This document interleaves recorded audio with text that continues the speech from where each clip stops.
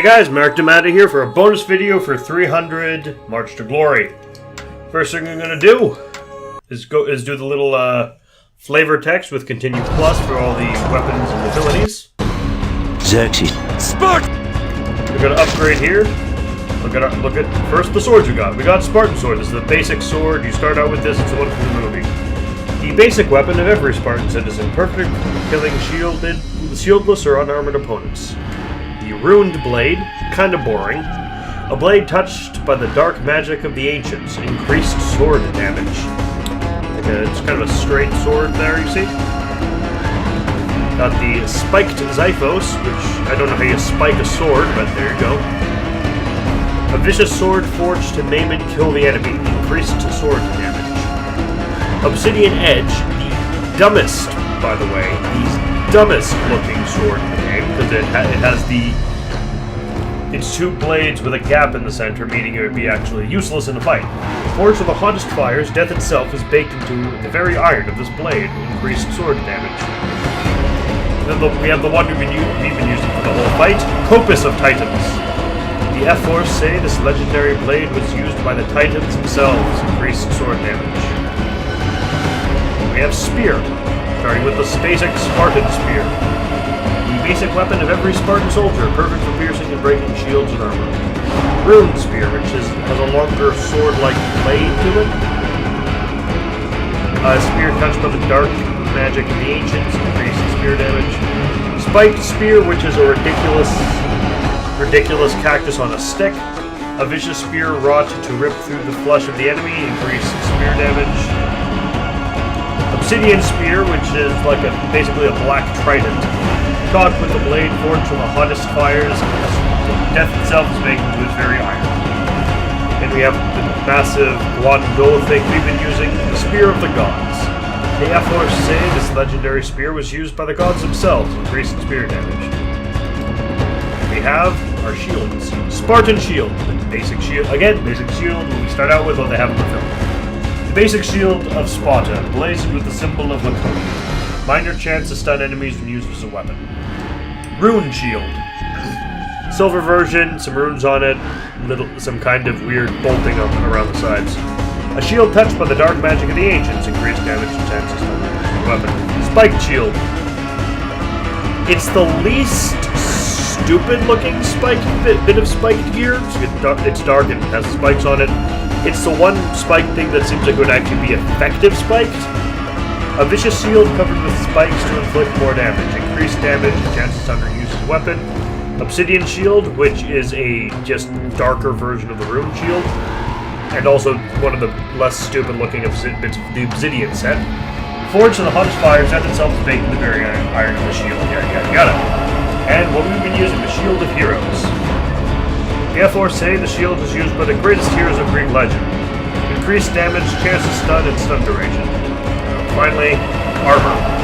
Spartan armor. Again, basic stuff. Basic armor of every Spartan soldier, designed to allow for speedy battle. Does not absorb any damage from attacks. Wonderful. Ruined armor. Looks okay. It has this, the armbands are cool. It's silver.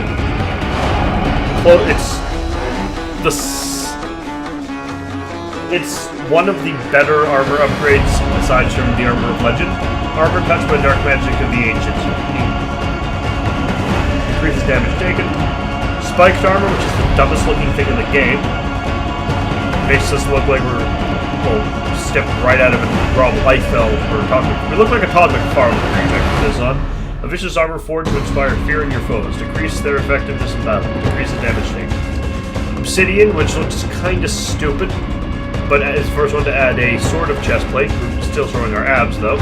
Forged from the hottest fire, death itself is baked into the very iron of this armor. Is it? I don't like... Something's off about this suit of armor to me. And then finally, the Armor of Legend, which will be used in the whole game. The Ephors say this armor is used by the greatest heroes of Greek legend. Decreases damage taken. Battle skills. Blood Drunk, Eye of the Warlord, Defense, Fortitude. Combos. Our sword combos, light combo, XXX, heavy combo, square, square, square, shield combo, circle, circle, circle. Shield slam. X squared circle. Spartan uppercut. Gut ripper. Double sword attack. That's double sword stab, rather. Vicious strike. And Zeus's fury. Spear combos. Dual sword combos. Really, that's all we need from this bit of it. Time to look at our bonus content. This is going to be a short bonus video, but meh, sorry. Lambdas. These are where you can basically says which ones we got. Illustrations. Film stills.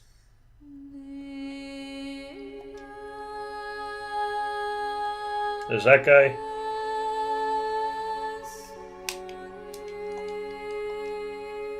Him with his eye out, walking away to take the story. Him telling the story at the beginning of the film.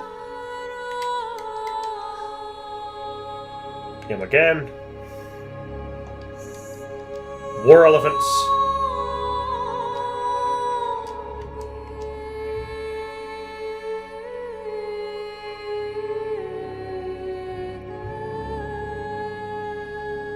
This looks like Spartans attacking a Persian throne, I think. Persian, what do you call it? Persian, a litter. And you got Ephialtes being felt up by a bunch of women. We got Ephialtes telling Leonidas that he is wrong with his ill-fitting helmet. We got the Temple of the Ephors, looking quite nice there. We have the Executioner as he appeared in the film. We got was the big guy, which apparently is referred to as an uber mortal. I think we did fight them. They're what was referred to as a giant immortal with the Mad Max armor and maces. And then we have close-up of an immortal, which are not a threat in this game, really. Got a group of immortals bopping around. Got a close-up of Leonidas, looking all broody. Leonidas breaking the spears, the arrows off his shield with his spear. Leonidas, once the action finally starts in 300, looking all badass. Leonidas going to see the Ephors for the first time in the movie.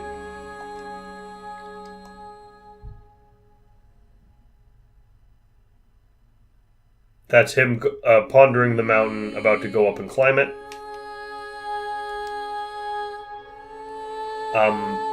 That is the Oracle of the Ephors.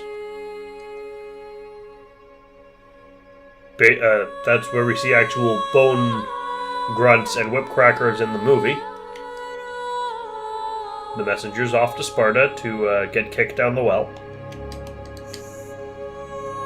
Persian cavalry charge.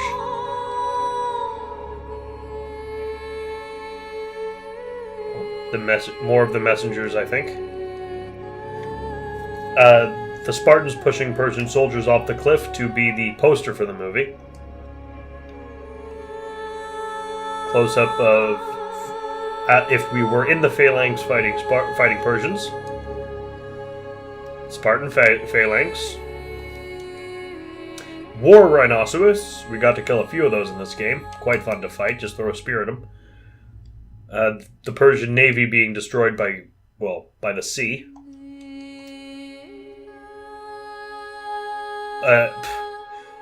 Overkill on a Persian with 3 different spears going into his stomach. And that's, something.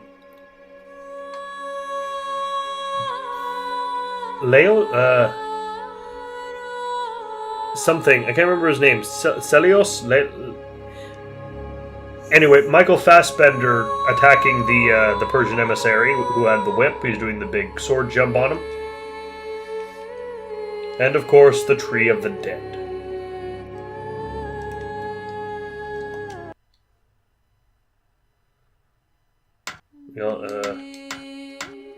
Semantics. Oh, it's all this stuff. We've already seen all of this, I think.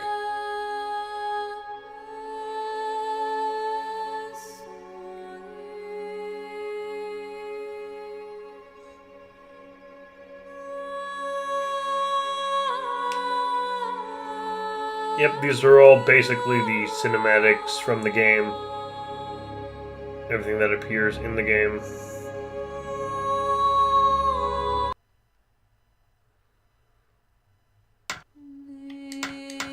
Storyboards.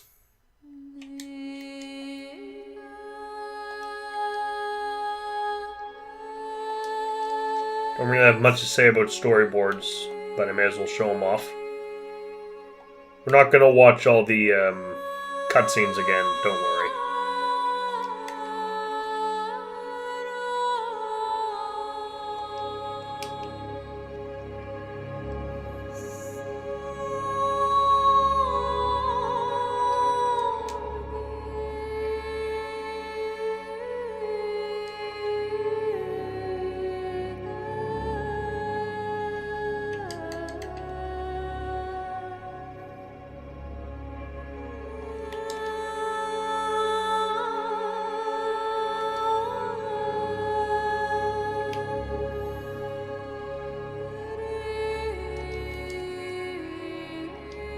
And those are the storyboards.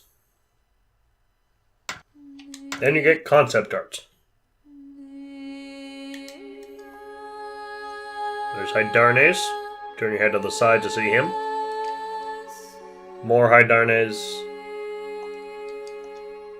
More Hydarnes.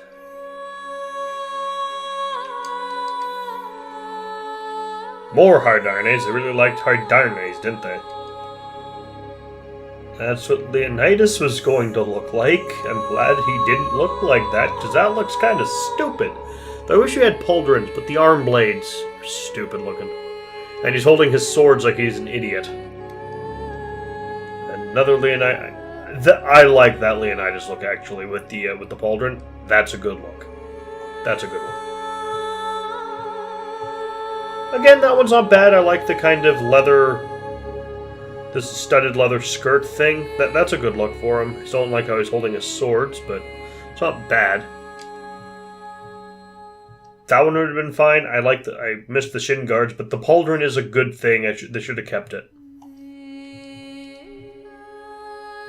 That would be the ideal Leonidas appearance, because that has the shin guards and everything. I would have gone with that one if I were them. That's still not quite what we got, because that has the leather skirt.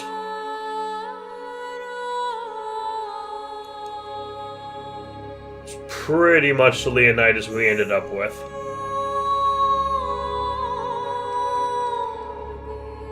Mardonius.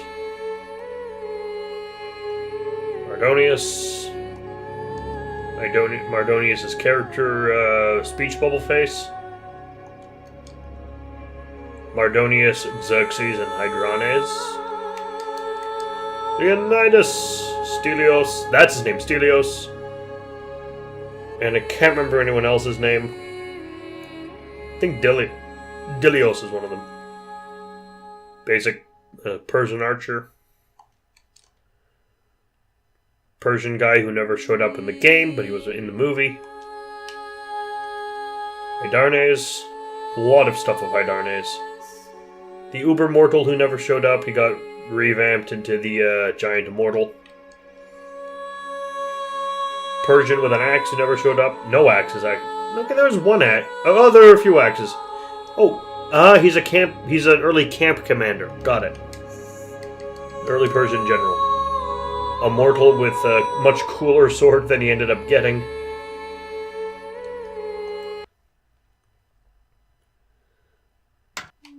And finally, I have no idea. Persian Royal Guard.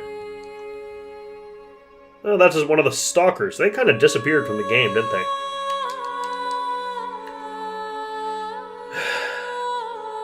I think that's the original Red Persian champion. And another freaking Hydarnes. I really like that character. I didn't get the appeal of him. Spartans killing... Well, Leonidas killing a bunch of people.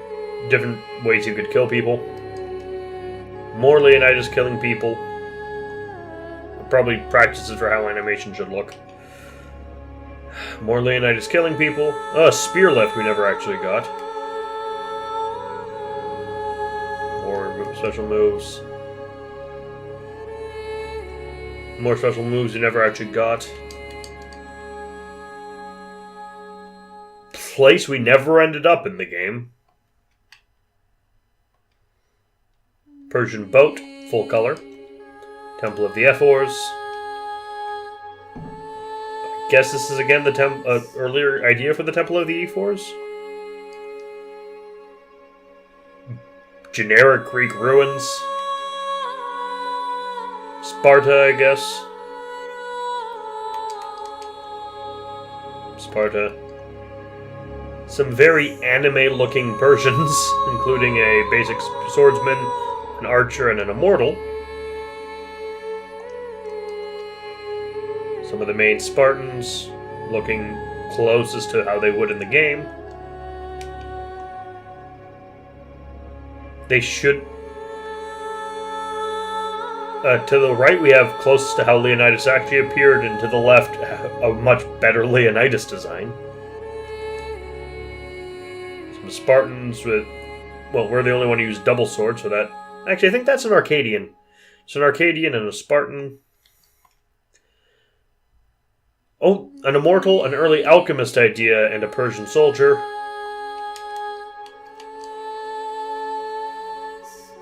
Early versions of the Executioner and Giant Immortal that never really got to look like that.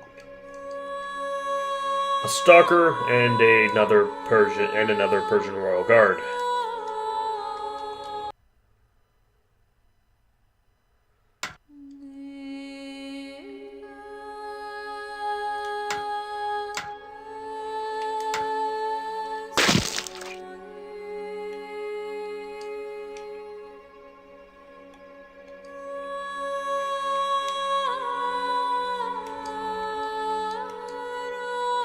You know, I think we're gonna look at the statistics.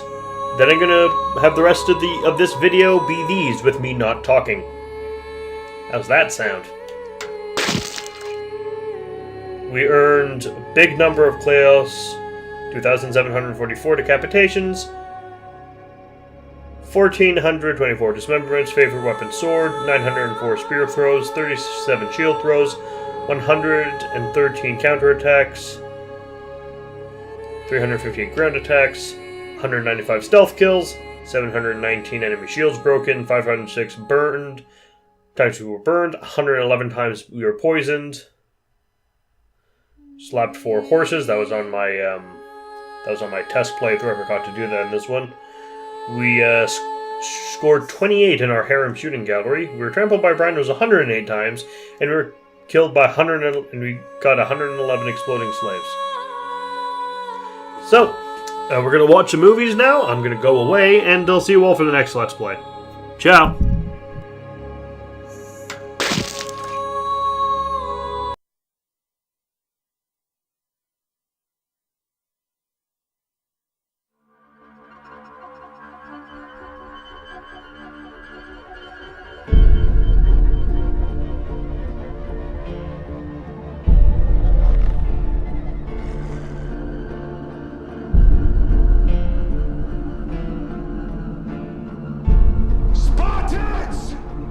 Tonight, we dine in hell!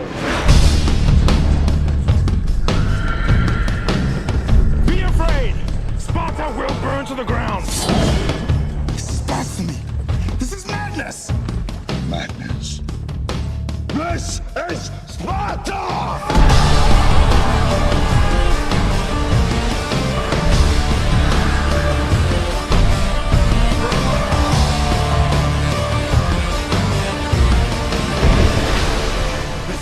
Nations of the Persian Empire descend upon you. Our arrows will blot out the sun. Then we will fight in the shade.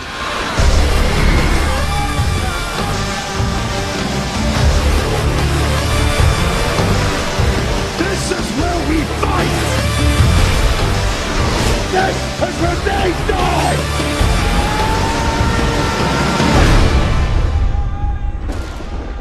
Before this battle is over, The world will know that few stood against many.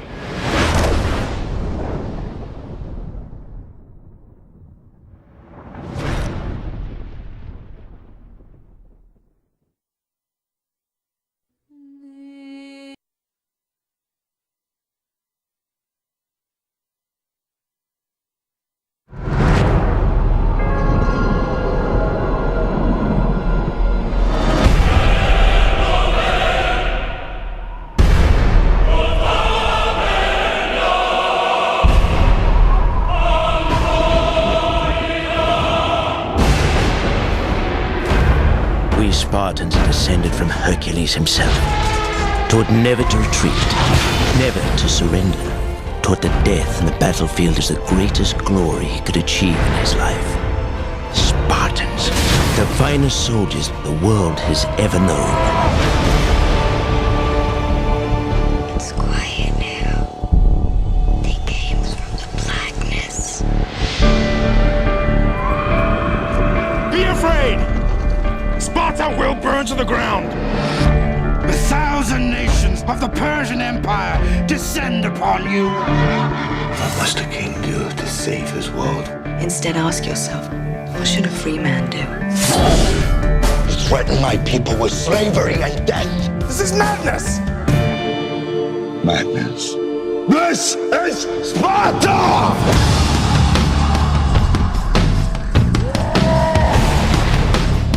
We will stand and fight! A new age has begun. An age of freedom. And all who know that 300 Spartans gave their last breath to defend it.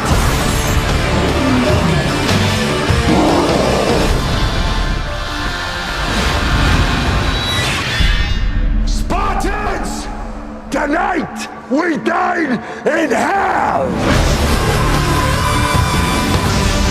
Give them nothing, but take from them everything!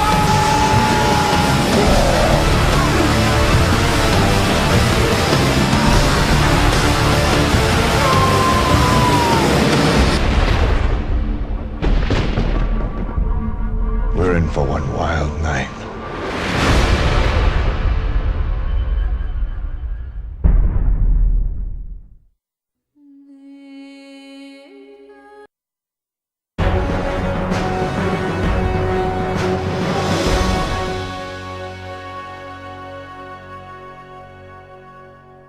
I think when it comes to the collaborations between comic books and film and games, I think it's getting healthier. Well, for instance, with Sin City, they actually let one of the lunatics run the asylum, so it was a that was a real change of pace. And now with 300, like with Sin City, we're seeing a very faithful adaptation. So, in a way, we're emulating what the Japanese do, which is they take their manga, their comic books, and they translate them. They don't really adapt them. They allow all the rules of a comic book to work in a film. And after decades of comic books being stripped mined and corrupted by Hollywood in particular, we're finally getting there. Well, it's all a game. I mean, one of the things I love about comic books and about films is that I get to be the boss, and I get to tell how the story's going to end. Games offer up a participatory thing that I've never encountered before, but it's all the same logic. Robert Rodriguez on the Sin City set taught me an important lesson, that all these media play by the same rules. It's just a matter of learning those rules and learning how to use them. That you can take a talent from one field to another, sometimes seamlessly. Mostly, I think with the whole effort behind this film, like the comic, is that, and the game is to bring something to vivid life, rather than making it feel like a swords and sandals, old-fashioned thing. And nothing about this project feels old. If this movie and this game are as good as they look, my fans are going to be thrilled.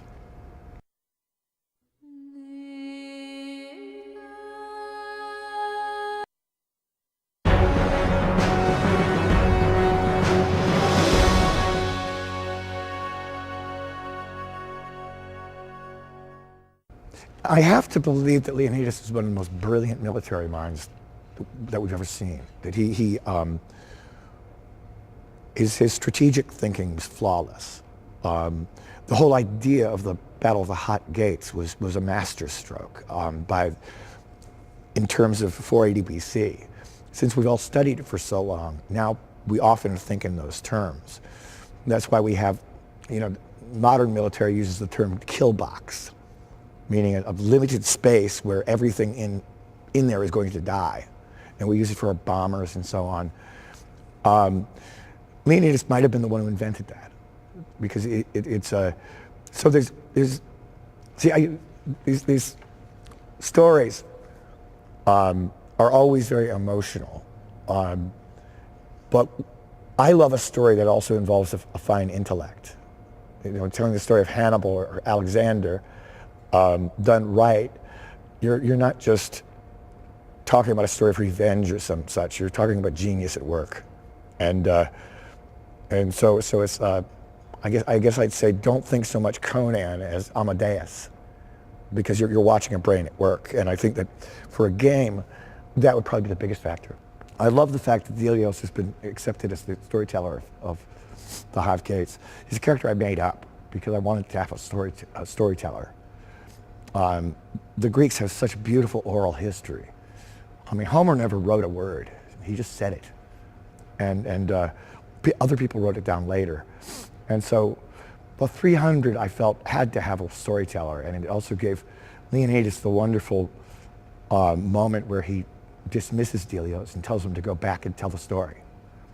And Delios doesn't even realize what story he's got to tell until later, when he's inspiring the troops to become allied Greeks rather than just Spartans.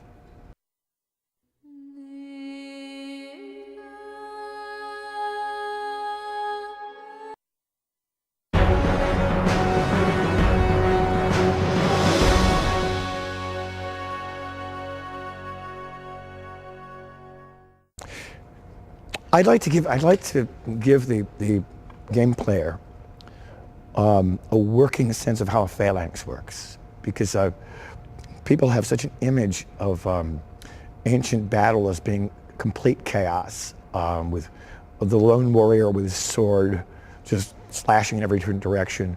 Phalanx combat was as regimented and chaotic as modern warfare. If you picture a train wreck, that's what two phalanxes colliding into each other were. Often it was a matter of one side simply shoving the other one over and then spearing them to death on the ground. And when it was Greek to Greek battles, often it was just one side would collapse and they'd just go home. Say, okay, this farmland is yours. When it came to fighting the Persians, it was a much less organized enemy up against the machine that was the 300 Spartans. So it really was a study in warfare from different eras. In the course of phalanx combat, as orderly as it is coming in, complete chaos did ensue as weapons broke, as soldiers couldn't hear each other, especially if it was raining or sleeting. And sometimes people would simply, sometimes soldiers would simply fall and slip in mud. So it was an ugly mess, but the beginning of it was especially with the Spartans, was like watching. I'm sure it was very much like watching a single creature approach, made of shields and spears. The soldiers, the Spartans, were responsible for each other in that they only covered 2/3 of their own body and 1/3 of the man next to them with the shields, and so. They could never break the phalanx, because if it broke, it would shatter. That's how good these guys were. The Spartans fought very much the same way that other Greeks did. They just did it better. But the Athenians were brilliant warriors. But it was essentially the same idea, the same phalanx. Until the time of Alexander, it was a rectangular phalanx that with short spears. Alexander brought forth the long pikes and different shapes to the phalanx that revolutionized warfare. The Persians were the kitchen sink warriors. They'd come in with arrows and elephants and all kinds of wild things. But they lacked the ruthless discipline of the Spartans, and that's how the Spartans were able to hold the pass for so long. Xerxes and his father, but Xerxes in particular, ruled most of the world. So they were able to bring animals from Africa and everywhere to play. And so they had the access to virtually the entire known world at the time. There was just this pearl of Greece that eluded their grasp.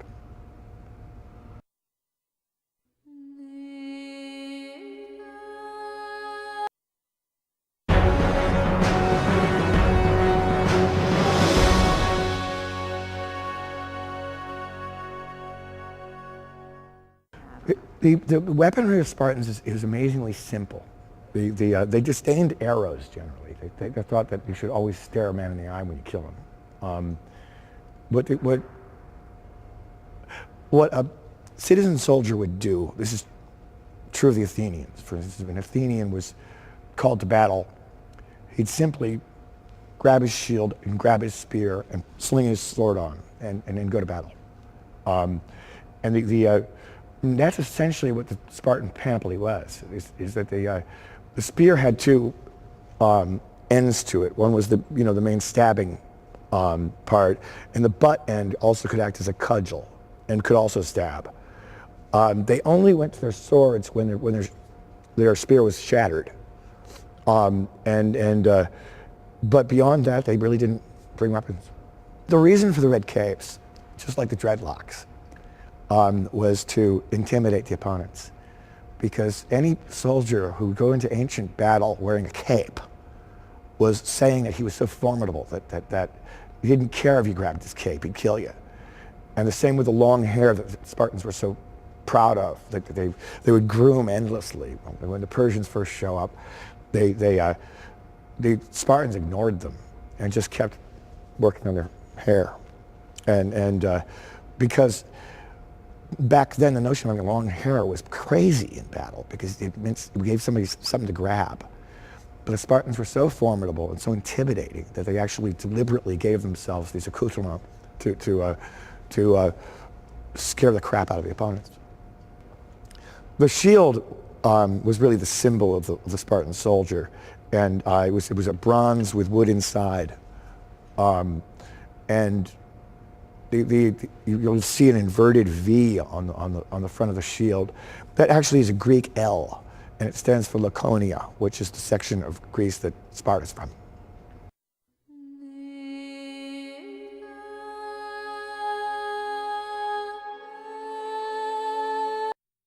Hi, thanks for watching. This has been played and recorded by me, Marek D'Amato. The art was by Rafaela Agrona, and you can find a link to her commission page in the description below. See you next time.